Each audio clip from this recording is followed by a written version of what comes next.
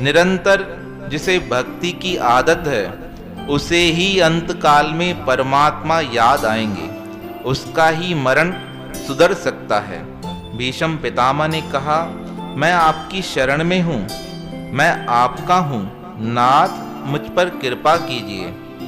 प्रभु ने उल्हाना देते हुए कहा, दादाजी आप कहते हैं मैं शरण में आया हूँ और मैं आपका हूँ। अगर आप मेरे थे तो पांडवों के पक्ष में रहकर कौरवों के साथ युद्ध क्यों नहीं किया?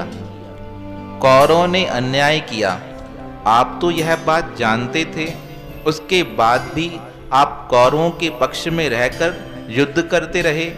आप मेरे ही थे तो आपने अर्जुन को बाण क्यों मारे? कौरवों में आपकी कोई आसक्ति रही होगी।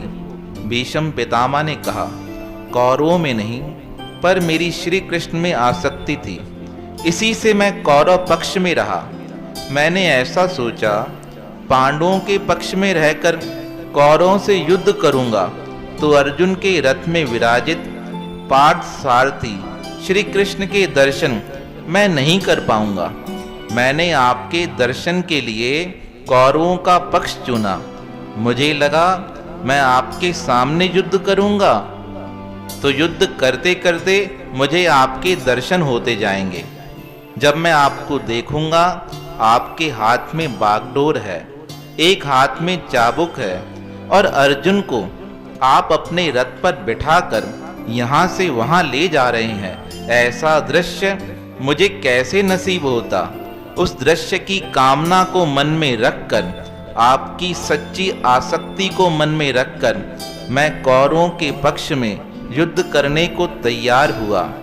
आपकी दर्शन की लालसा से ही मैंने कौरवों के पक्ष में रहकर अर्जुन के साथ युद्ध किया।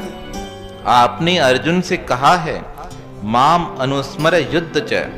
अर्जुन मुझे न भूलना, मैं आपको भूला नहीं हूँ। उस समय में भी मेरे मन में आपकी स्मृति बनी रही। मेरे मन की यही इच्छा थी, मैं जहाँ भी देखूं मुझे सिर्फ आप ही दिखाई दें। बोल श्री कृष्ण चंद्र भगवान की जय।